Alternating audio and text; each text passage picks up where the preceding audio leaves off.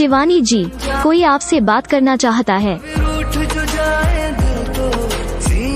शिवानी जी, कोई आपसे बात करना चाहता है।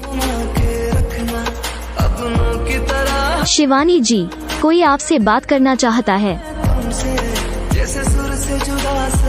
शिवानी जी, कोई आपसे बात करना चाहता है। शिवानी जी, कोई आपसे बात करना चाहता है।